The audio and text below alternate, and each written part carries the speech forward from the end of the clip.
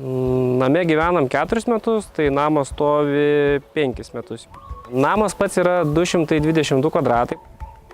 Pasirinkimai buvo svarstėme 2 variantai, tai natūralus skalūnas vienas iš variantų buvo. Antras variantas buvo šitos fibrocementinės plokštelės.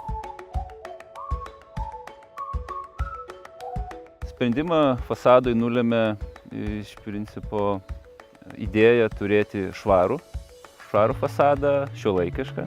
Nuo pat pradžių buvo labai griežtai pasisakyta, kad naudosim vieną dominuojančią medžiagą. Visas stogas, visas fasadas, viskas yra šitom plokštelėm. O visi kiti elementai, kaip maumedžio lentelės, tai yra dekoras, padeda tai medžiagai daugiau išsireikšti. Plokštelės labai tai padėjo padaryti. Klasikinę namo formą apjungti į šiuolaikiškas medžiagas. Aš manau, visai neblogai gaunas. Nei šilumos, nei garso tokio kaip pralaidumo ir nėra, nes yra ventiliuojamas fasadas, tai jos natūraliai atvėsta ir sušyla. Ir žiemą mums prišildo atitinkamai namus, kiek reikia per sieną, ir vasarą atitinkamai atiduoda tą šilumą, kiek reikia vėlgi. Tai minusas pagrindė tos natūralaus skalūno akmens, ką aš buvau išsiaiškinęs, tai kad iš esmės jis dar nelabai buvo toksai žinomas produktas Lietuvoje ir nežinojo jų tų mūsų klimatinių sąlygų atsparumo. Akmuo turi tam tikrai geriamumą, žiema ir tikėtina, kad jis gali atpleišėti laikui bėgant. Tai iš esmės tas mane šiek tiek pristabdė rinktis skalūną. Ant fasado mes dedam vien tik fibrocementinę plokštę. Tai yra pati patvariausia medžiaga. Mažai įgeria, lengvai dirbti, ilgaamžės, lengvai plaunasi. Aš nematau kokių minusų su jomis.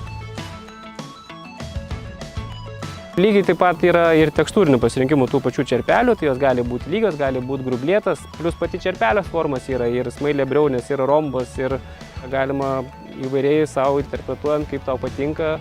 Šita forma, šitas rombas leido pagyvinti architektūrinę išraišką, taip galim sakyti, ir padaryti tokį įdomesnį fasadą.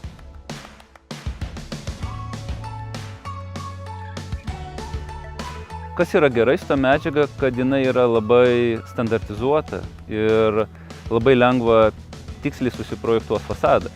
Angas ir supjovimus ir lentelėm išdėliot gali labai tiksliai. Tai tas yra gerai, jeigu nori turėti idealų fasadą su idealiom linijom.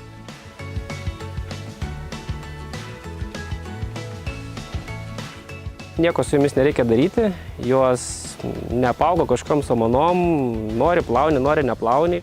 Per tuos 4 metus, kiek stojo namas, tai 2 kartus įploviau.